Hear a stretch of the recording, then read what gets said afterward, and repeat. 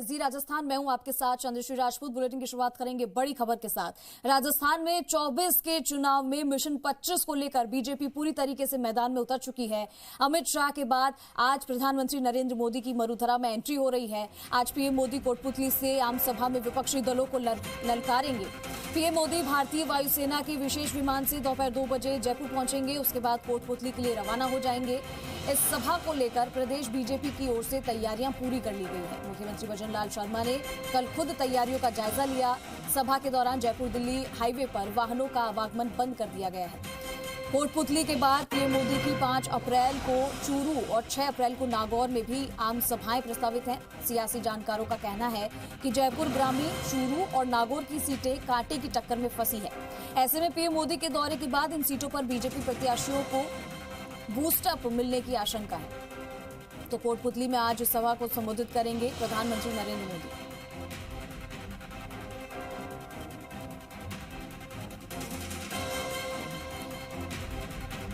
तो मेरे सहयोगी विष्णु शर्मा और अमित यादव दोनों मेरे साथ जुड़े हुए हैं ज्यादा जानकारी के लिए। सबसे पहले विष्णु का रुख करना चाहेंगे। विष्णु, आज प्रधानमंत्री नरेंद्र मोदी मरुधरा में एंट्री कर रहे हैं, जनसभा को संबोधित करेंगे। क्या कुछ खास कार्यक्रम आज का रहने वाला है? बिल्कुल, अमित शाह कल आके गए हैं और उसके बाद अब प्रधानमंत्री नरेंद्र मोदी की एंट्री है। यानी बीजेपी मिशन 25 को लेकर पूरी तरह फोकस किए हुए राजस्थान पर। और जब प्रधानमंत्री नरेंद्र मोदी और अमित शाह आते हैं तो न केवल एक सीट, हालांकि जयपुर ग्रामीण सीट पर यहाँ पर सभा रखी गई है, लेकिन आसपास की तमाम सीटों पर उसका प्रभाव पड़ता है, व्यापक प्रभाव पड़ता है। और यही कारण है कि प्रधानमंत्री नरेंद्र मोदी और अमित शाह सहित अन्य जो प्रमुख नेता हैं उनकी सभाओं को लेकर गंभीरता से लिया जाता है।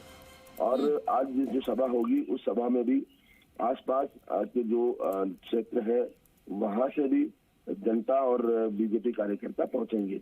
और इसके अलावा प्रधानमंत्री नरेंद्र मोदी पूरा विपक्ष में निशाना साधने के साथ ही मतदाताओं को जोड़ने का प्रयास करते हैं, साथ ही अपनी सरकार की जो 10 साल की उपलब्धियां हैं वो जनता के सामने रखते हैं।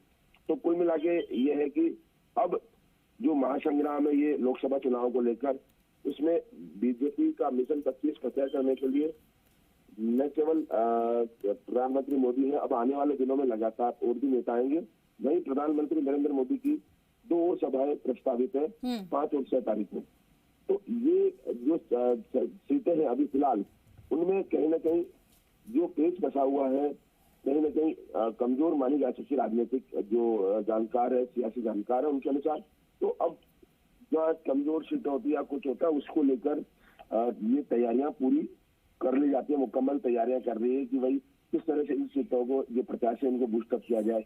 प्रधानमंत्री मोदी आते हैं तो पूरा व्यापक माहौल बनता है और यही कारण है कि अब जो मरुधरा में शुरुआत की गई है इन सीटों से की जा रही है।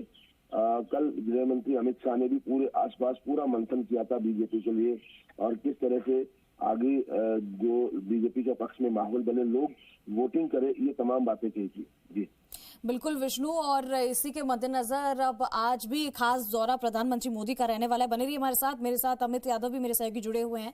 अमित का रुख करेंगे। अमित, आज प्रधानमंत्री नरेंद्र मोदी हुंकार भर रहे हैं राजस्थान से और ऐसे में क्या कुछ जनसभाओं के बाद में प्रधानमंत्री मोदी का जो मूल मंत्र है वो कार्यकर्ताओं को और अपनी जनसभा में लोगों को देंगे? क्योंकि कल जिस तरीके से हमने देखा, अमित शाह के भी कई दौरे रहे, जोधपुर का दौरा भी रहा जो बेहद खास रहा और कांग्रेस पर यानी कि विपक्ष पार्टी पर हमला करते हुए उन्होंने कई सारी चीजों को कहा।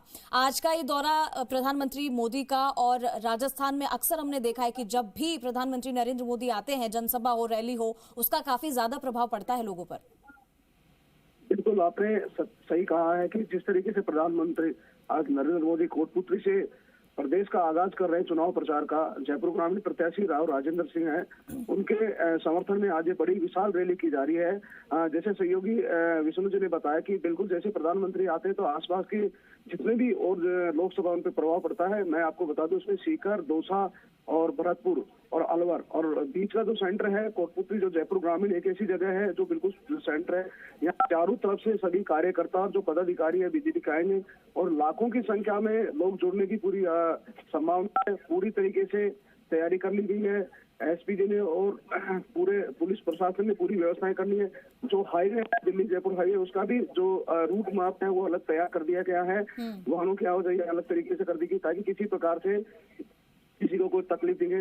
विशेषकर पुलिस ने प्रशासन ने जो परीक्षार्थियों के लिए एक विशेष की सुविधा की है ताकि किसी को परेशानी नहीं हो, क्योंकि जो एलबीएस ग्राउंड है वहीं पे प्रधानमंत्री का हेलीकॉप्टर उतरेगा और वहीं आज कोई एग्जाम भी बताने उसको लेकर भी विशेष व्यवस्था की गई है।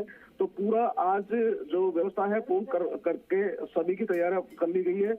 अब बाकी उन्हीं का इंतजार किया जा रहा है, क्योंकि जो सभी कार्यकर्ता है वो सुबह सुबह भी पूरी तैयारियों में लगे हुए हैं और पूरा इस माहौल को अच्छे से बनाना चाहते हैं ताकि भाजपा का मूल मंत्र की जैसे पिछली बार जैसे 25 ही 25 सीटें प्रदेश में है, इस बार भी हर तरीके से पूरी 25 ही 25 सीट लाने की पूरी कोशिश की जा रही है। जी बिल्कुल अमित, और 25 की 25 लोकसभा सीटें उनके खाते वो इस तरीके से अग्रसर होती हुई बीजेपी यहाँ नजर आ रही है।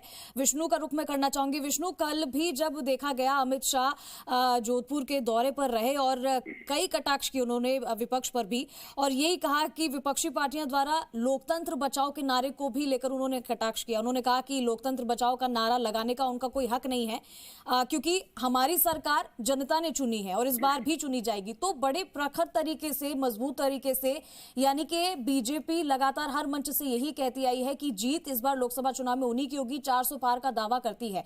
इस तरीके से विपक्षी पार्टियों पर कितना इसका असर हो सकता है? क्या डर रही हैं दूसरी पार्टियां बीजेपी से?